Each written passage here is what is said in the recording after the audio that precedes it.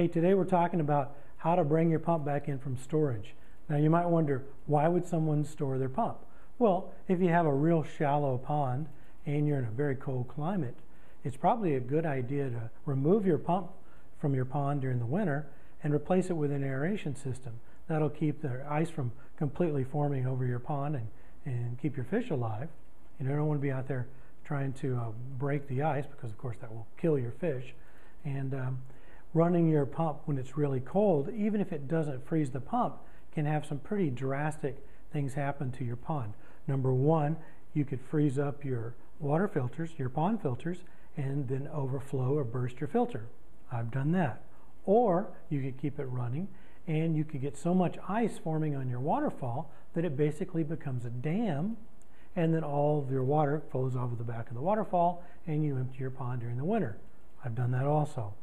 The other thing that could happen is just by circulating that cold water. You know, if your pump sits pretty high and you have a little deeper area and you're just circulating that top area of water, you're basically refrigerating the pond, making it colder than it has to be, and you're not being very nice to your fish.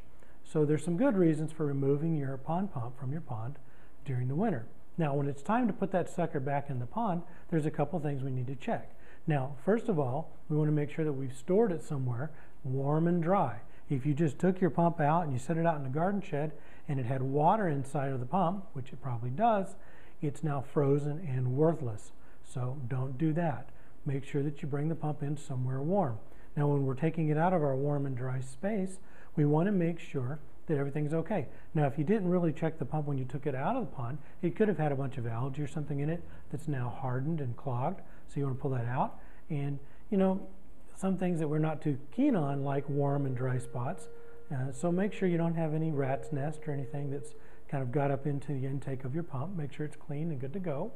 And speaking of rats and other things with sharp teeth, check your extension cord. The last thing you want to do is have the cord of your pump have been frayed or chewed on during, you know, the cold of winter, and you plug it back in. You know, bad things happen when you do that. So you want to be sure that, you know, your pump is clean and in good order, and that your cord is in good order. Stick that sucker back in, get her going, and, you know, let your fish have a great spring.